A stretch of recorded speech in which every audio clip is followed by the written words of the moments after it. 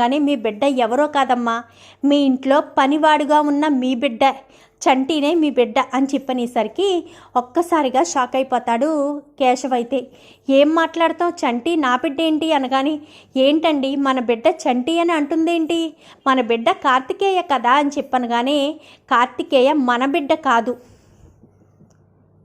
విజయమ్మ కొడుకు అంటూ ఇంకా కేశవయ్య చెప్పేసరికి ఇంకా చించిలమ్మ అయితే ఏం మాట్లాడుతున్నారండి, చంటి మన బిడ్డ ఏంటి, కార్తికేయ విజయమ్మ కొడుకేంటి, అసలు నాకేమీ అర్థం కావట్లేదు అనగానే కేశవయ్య అయితే అర్థమయ్యేటట్టు నేను చెప్తాను చించిలమ్మ.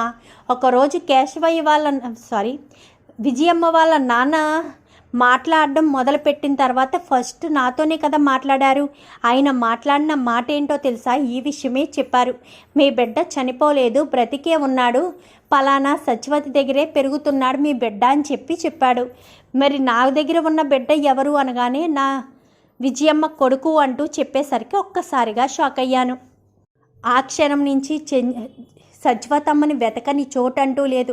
అలా ఎన్నోసార్లు సచివతమ్మని కలుస్తాను అనుకున్న సమయంలో సచివతమ్మ నాకు కనిపించకుండా వెళ్ళిపోవడం, తీరా మోసి నాకు కనిపించి నిజం చెప్పే సమయానికి సచివతమ్మకి యాక్సిడెంట్ జరగడం, నేను హాస్పిటల్లో వైద్యం చేయిస్తుంటే విజయమ్మ వాళ్ళ నాన్న నాకు ఏం చెప్పాడనే ఆతృతతో, విజయమ్మ నిజం తెలుసుకోవాలన్న కుతూహలంతో నేను రహస్యంగా వైద్యం చేయిస్తున్న ఈ సచివతమ్మను కాస్త తీసుకెళ్ళి వాళ్ళింట్లో బంధించేసింది. అసలు అక్కడి నుంచి ఎలా తప్పించుకొచ్చో సచివతమ్మ అనగానే నాకు స్పృహ రావడంతో ఆ బిడ్డ ఎవరు అని విజయమ్మ గారు అడిగారయ్యా. నేను చెప్పలేను, స్పృహ కోల్పోయాను. వెంటనే స్పృహలోకి వచ్చాక బిడ్డ ఎవరన్న విషయం వీళ్ళకి చెప్తే ప్రమాదమేమోనని, నా బిడ్డని ఎక్కడ చంపేస్తారేమోనన్న భయంతో విజయమ్మ గారి ఇంటి నుంచి తప్పించుకుని గుడి దగ్గర ఉన్న మిమ్మల్ని కలవడానికి వచ్చాను. అప్పటికే మీ తమ్ముడు మీ చెల్లెల కొడుకు, మీ వదిన, మీ అన్నగారి కూతురు ఇద్దరూ కలిసి నిజమేంటో చెప్పు అంటూ నన్ను నిలదీసి నేను చెప్పననేసరికి ఒక రాయి మీదకి నెట్టేశారు. అప్పుడే నా తలకు దెబ్బ తగిలిందమ్మా. ఆ తర్వాత ఏం జరిగిందో నాకు తెలియదు అని చెప్పనేసరికి, అంటే చాముండి రవిబాబా అని చెప్పాను. కానీ అవునమ్మా అని చెప్పనేసరికి ఒక్కసారిగా చించిలమ్మ షాక్ అవుతుంది. అంటే వీళ్ళు చంటి ద్వారా ఏదో నిజం తెలుసుకోవాలనుకుంటున్నారన్న విషయం తెలుసుకున్నారన్నమాట. సరే అయితే ఇప్పుడు చంటి నా కొడుక అని చెప్పాను. కానీ అవును, ఇప్పుడు ఏం చేయాలో అర్థం కాదు చించిలమ్మకి.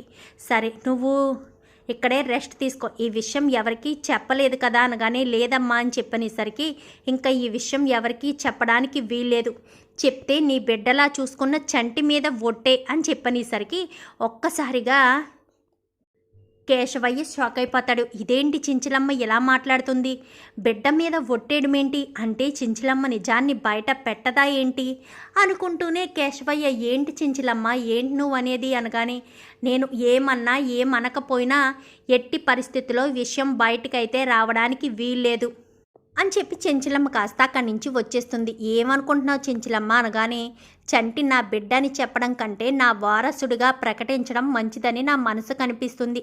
చంటియే నా బిడ్డ అన్న విషయం తెలిస్తే చంటికి ఏదైనా ప్రమాదం తలపెట్టే అవకాశం ఉందేమో, ఎవరైనా కానీ ఏదైనా చేస్తారేమో. అందుకే చంటిని సింధూరని క్షమించి నా వారసుడిగా చంటిని ప్రకటిస్తాను అని చెప్పనేసరికి నీ ఇష్టం చించిలమ్మ అని చెప్పాను. కానీ సరేనని ఇంకా ఇంటికి వెళ్ళడంతో చంటిని సింధూరని మన ఇంట్లోకి ఆహ్వానిద్దాం పదండి అని ఇంకా గదిలోకి వెళ్ళి పట్టుబట్టలు పట్టు చీర అయితే తీసుకొస్తుంది పళ్ళెంలో పెట్టి. ఇంకా పట్టుబట్టల పళ్ళెమేమో కేశవయ్య చేతిలో పెట్టి పట్టు చీర పళ్ళెమేమో చించిలమ్మ పట్టుకుంటుంది. ఇంకా ఇద్దరు బయటకు వచ్చి గుమ్మం దగ్గర నుంచుని సింధూరా చంటి అంటూ పిలవడంతో ఇద్దరు కూడా బయటికి వస్తారు. వచ్చేసరికి ఇంకా వెంటనే చించిలమ్మ కాస్త సింధూర నొద్దుటిన బొట్టు పెట్టి ఇది తీసుకుని కట్టుకునిరా, ఈలోపు చంటి నొసటను బొట్టు పెట్టి ఇది తీసుకుని కట్టుకురా అనగానే ఇద్దరు కూడా కట్టుకుని వస్తారు. తీసుకుని వీళ్ళిద్దరి దగ్గర ఆశీర్వాదం తీసుకునేసరికి పదండి మన ఇంటికి వెళ్దామని చెప్పనేసరికి ఒక్కసారిగా చాముండి రవిబాబుతో పాటు సింధూర చంటి ఇద్దరు కూడా షాక్ అయిపోతారు. అమ్మగారు అని చెప్పాను కానీ నిజమే చెప్తున్నాను రా చంటి. ఇక మీదట నువ్వు పనివాడివి కాదు, నా వారసుడివి, నా కొడుకుతో సమానం అనగానే మీ కాళ్ళ కింద పనివాడిలాగే ఉంటాను అమ్మగారు అనగానే నువ్వు నా గుండెల్లో నా కొడుకులా ఉండాలి, నా ఇంటి వారసుడిగా ఉండాలి, నా తర్వాత వారసత్వం నీదే, తొందరలోనే దత్తత కార్యక్రమం కూడా ఏర్పాటు చేయిస్తాను అని చెప్పనేసరికి ఒక్కసారిగా రవిబాబు షాక్ అయిపోతాడు. అదేంటి, పెద్దమ్మ నన్ను కదా దత్తత తీసుకోవాలి, ఏమన్నా ప్రేమ పెరిగితే మరి చంటిగాడిని దత్తత తీసుకోవడం ఏంటి అంటే, నన్ను కాదని ఆస్తి మొత్తం చంటిగాడికి దార పోయడం కోసమే ఇదంతా చేస్తుందా? అయినా ఆల్రెడీ సింధూర వాళ్ళకి సగం ఆస్తిని ఇచ్చేసింది కదా పెద్దమ్మ, మరి మిగిలిన ఆస్తి కూడా దక్కించుకోవడం కోసమేనా ఇలా నాటకాలు ఆడింది? మా పెద్దమ్మ మనసును మార్చేశారు అనుకుంటూ ఉంటాడు.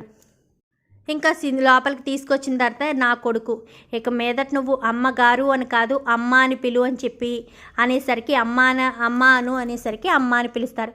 అదే విషయం ఇంకా రచ్చబండ ఏర్పాటు చేసి అందరి ముందు చెప్తాను. చంటిని నిన్ను దొంగ అని చాలా తప్పుగా అర్థం చేసుకున్నాను. చంటి వేరే చోట ఉంటే చంటికి ఏదైనా ప్రమాదం జరుగుతుందేమోనన్న భయంతోనే చంటిని నా కొడుకుగా దత్తత తీసుకుంటున్నాను. ఎవరైనా సరే చంటిని ఏదైనా చెయ్యాలి అనుకుంటే మాత్రం అస్సలు ఊరుకోను అంటూ చించలమ్మ అయితే వార్నింగ్ ఇస్తుంది. ఒక్కసారిగా చాముండి రవిబాబు షాక్ అయిపోతారు.